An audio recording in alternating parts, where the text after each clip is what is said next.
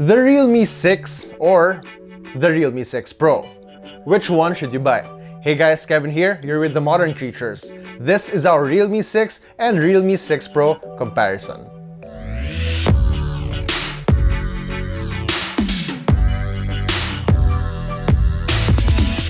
Realme's latest smartphones in the Philippines come from the 6 series. Starting from the Realme 6i, which is a budget gaming phone equipped with USB-C, we were later on introduced to the Realme 6 and 6 Pro. You probably already know the key features of both phones, so let's just do a quick rundown of what they offer.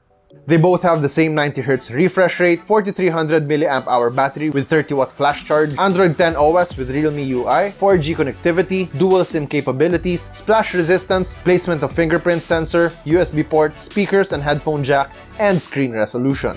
So where do they differ? Well, the most noticeable would be the back panel's designs.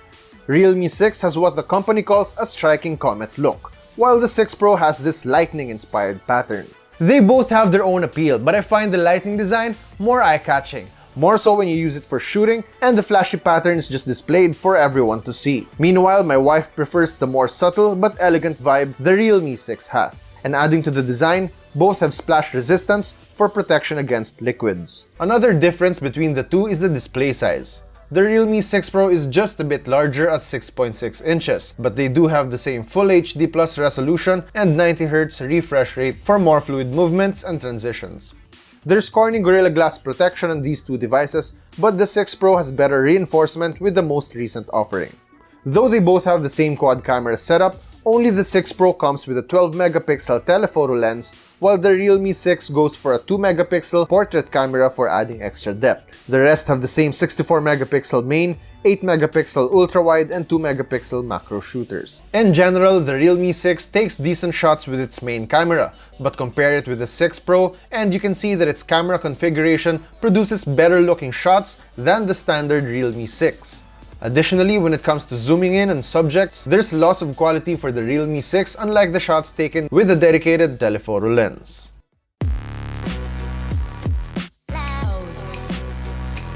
When shooting in night mode, the Realme 6 Pro still takes the cake as it can produce clean shots of subjects using its Nightscape 3.0. The Realme 6 also has night mode, but not as effective as the 6 Pros.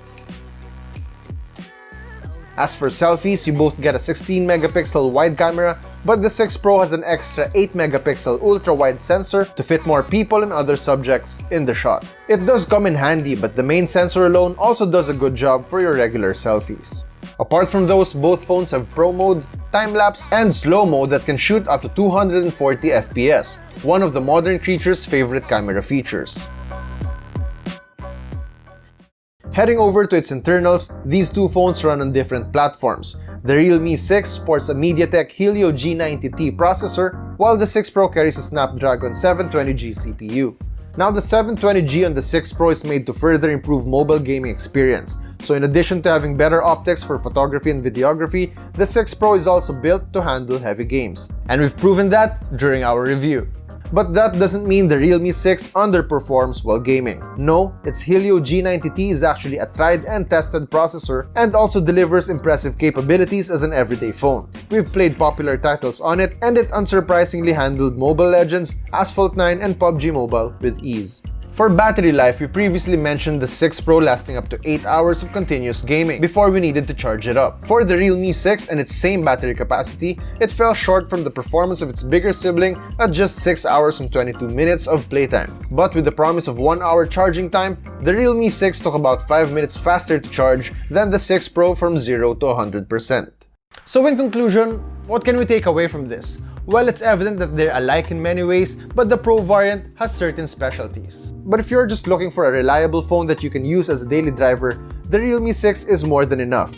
It has great battery life and fast charging time like the 6 Pro, almost the same quad camera setup, and a processor powerful enough to handle gaming. Although if you're more particular with the shots you capture using a smartphone, then definitely go for the 6 Pro. As we've mentioned in our review, it does go beyond the usual capabilities of a camera phone and offers more features to help achieve better footage. Its battery life is also longer, plus only the 6 Pro has Dolby Atmos and high-res audio, so those are some things to keep in mind. But the decision-making process doesn't simply end on what these phones can do. Pricing, of course, is a huge aspect when buying a smartphone.